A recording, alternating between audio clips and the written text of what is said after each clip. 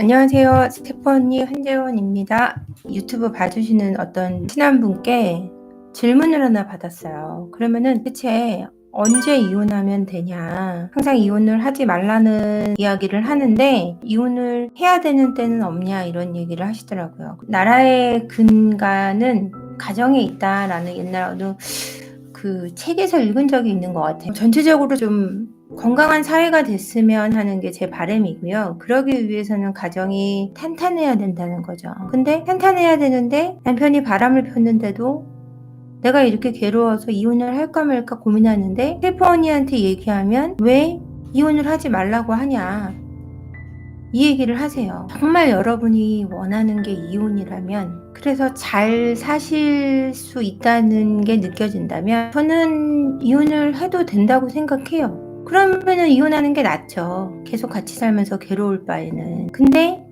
저한테 질문을 해오시는 분들의 뜻은 사실은 나는 이혼을 하고 싶지 않다라는 그 진심이 더 많이 포함되어 있기 때문에, 그렇다면 이혼을 하지 않는 쪽이 낫다라고 공감해 드리는 것과 동시에, 그럼 이혼을 안 하고도 잘 살 수 있는 방법을 우리가 같이 얘기해 보자, 이 이야기를 하고, 어느 순간 이혼을 하겠다라는 결론이 나시는 한이 있어도 그 이혼을 결정하기 전까지는 우리가 괴롭지 말아야 된다는 얘기예요. 왜냐면은 제가 나이가 내일 모레면 50이지만 인생이 이 50년이라는 세월이 외국 나이로 치면은 47인데 이게 돌아보면 너무 짧아요. 한 47분 지난 것 같아요. 아침에 거울 보고 저녁에 거울 보니 갑자기 47년에서 이렇게 듬성듬성 흰머리만 나 있는 것 같아요. 너무너무 시간이 빨라요. 이렇게 빠르게 시간이 가니까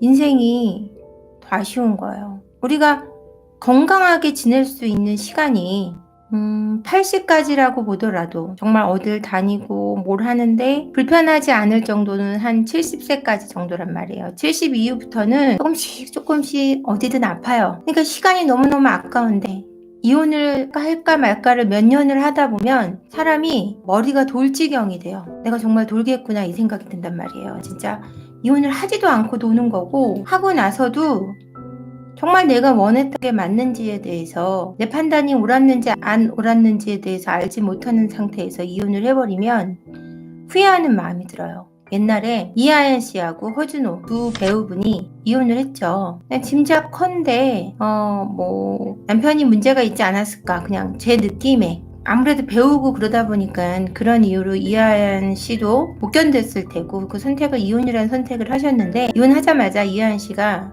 살이 거의 90kg 가까이 살이 쪘어요. 그리고 다이어트 프로그램에 들어갔다가 하다가 그걸 잘 못 지켜서 탈락돼서 쫓겨났어요. 이하연 씨는 이혼하고 나서 다시 배우로서 일할 수 없었고, 그 이혼 후유증으로 자기가 완전히 원한 이혼이 아니었기 때문에 이혼을 후회한다는 얘기를 굉장히 자주 했고, 이혼을 할 사람들이 있다면 자기 말을 들어달라, 이혼은 되도록이면 하지 말라라는 얘기를 했어요. 근데 그분이 그랬기 때문에 이혼을 하지 말란 뜻이 아니고요. 그분이 완벽히 준비된 상태에서 이혼하지 않았기 때문에 그런 일을 겪었고, 지하방으로 옮겨야 했고, 양육비를 잘 못 받았어요. 제가 알기로는. 그런 상태에서 식당에서 서빙을 해야 됐었어요. 이하연 씨는 배우로서 화려하게 살고 굉장히 돈을 잘 버는 남편하고 같이 살다가 경제적으로 자립이 전혀 안 되고 정신적으로도 자립이 되지 않은 상태에서 화가 난다고 이혼을 한 케이스죠. 그래서 자기가 살 길을 제대로 잡지 못했고 건강하게 살 수가 없었던 거죠.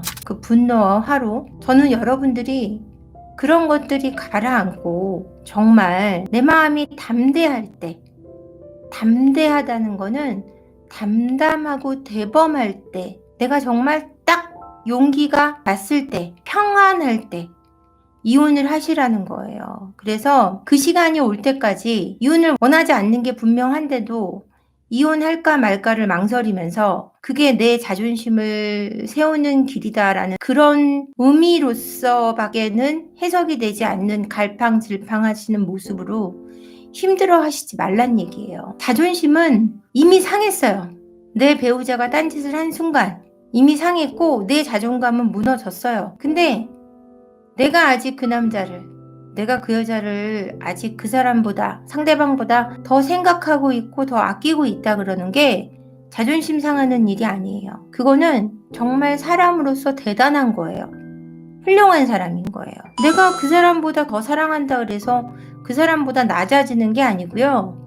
나는 결혼 서약을 지키고 있는 사람이고 상대방은 지키지 않은 사람으로서 나는 그 서약을 지키는데 충실히 살아가고 있고 상대방이 지키지 않았다고 해서 나도 이제 이혼할 거야 이런 식으로 마음먹어진다고 해서 그것이 자존심이 높아지는 건 아니라는 거죠. 자존심을 세울 수 있다는 건 아니죠. 그러니까 저는 여러분들이 질문하는 것에 속에 들어있는 의미에 신경을 많이 써요. 여러분들이 이 시간을 현명하게 넘기고 정말 원하는 선택을 할 수 있도록 그 시간을 함께 해야 하는 거예요. 그래서 여러분들이 정말 후회 없는 선택을 해서 이혼을 안 하고 사시더라도 행복하고 이혼이 결정이 나서 이혼이 진행이 되더라도 정신적으로 경제적으로 법률적으로 제대로 갖추신 상태에서 이혼을 잘 하셔서 더 나은 삶으로 가시기를 바라는 시간인 거지 제가 이혼을 하라 마라 하는 게 아니에요. 그리고 이혼을 안 하고 싶어 하시는 분들이 할까 말까 고민하는 게 자존심만 세우기 위해서라기보다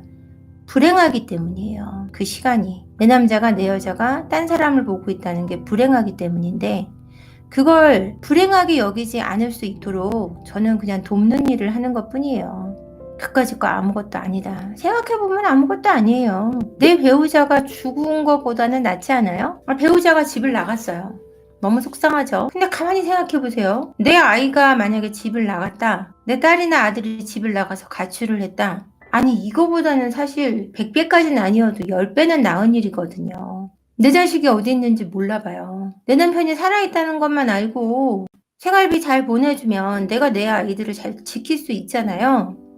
일단 괴롭고 막 슬프고 분하고 억울하고 이런 걸로 시간을 보내서는 안 된다는 얘기예요. 왜? 내가 쟤 때문에 이렇게까지 불행해지면 안 되니까요. 그러면은 언제 이혼하면 되냐? 이 질문에 대한 명확한 답을 드리자면 내가 이혼이 확실하게 하고 싶다라는 확신이 드시는 때가 있을 거예요. 정신적으로 독립이 된 상태에서 이혼을 하면 그래도 내가 먹고 살 길을 찾아 나설 용기가 생겨요. 그러니까 정신적으로 완전히 확신이 섰을 때는 경제적으로 준비가 안 돼도 이혼하셔도 돼요.